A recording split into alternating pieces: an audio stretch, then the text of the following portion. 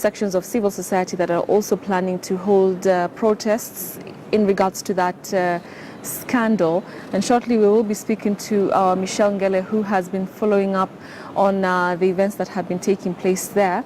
And she's going to be joining me in a minute or two. But remember that the PS for Health, Nicholas Muraguri, is going to be facing the detectives at the Ethics and Anti-Corruption Commission over the alleged loss of 3.1 billion shillings at the ministry. Now, he is supposed to, of course, shed light on what exactly happened that led to the loss of these monies. Yesterday, the internal auditor Bernard Mushene and the head of accounting at the ministry, whose leaked interim audit uncovered the alleged irregularities recorded statements with the EACC. Now, this particular probe comes at a time when the health ministry is fighting claims that funds meant for maternal health care were lost. The EACC officials, led by the deputy CEO Michael Mubaya, visited Afya House last Friday when these reports emerged. All right, so that, of course, was a civil society, a section of it that was holding a demonstration in regards to this particular scandal. All right, so let's now talk to my colleague Michelle Ngele, who has been following up on the events there. Michelle, what can you tell us?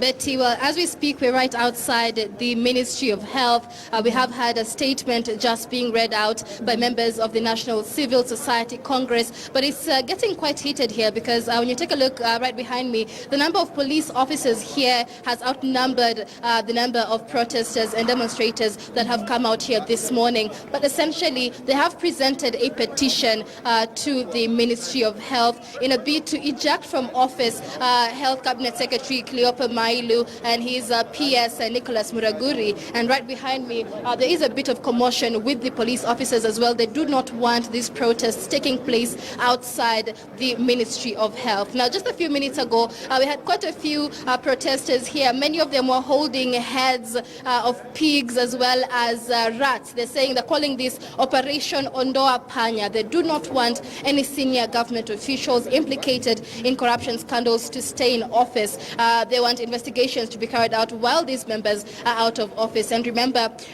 Betty, this quite particular scandal was especially important because it came to light with allegations that there are members very close to the president himself that were implicated in this scandal. And this is an issue that has angered many Kenyans, many of them coming out expressing concern and outrage. And it's a scandal that has also seen CORD leader Raila Odinga ask the president to take personal responsibility for this scandal that is taking place here today. So this is not just about the scandal at the Ministry of Health being called the Health Gate scandal. It's also being referred to as, the Afya House scandal. But let's speak to one of the organizers, Maurice Odhiambo. He is trying to negotiate with the police officers here, of course, who have tried to give them security, but also refusing to let them get inside the Ministry of Health. And Mr. Maurice, if you could speak to us and speak to Kenyans right now about why you're here today and the petition that you have presented this morning. We are here today to petition, first of all, for sacking of all the senior Ministry of Health officials, and particularly so Nicholas Muraguri. We are here to make sure that the fight against corruption is not just rhetoric, it is carried out to its logical conclusion.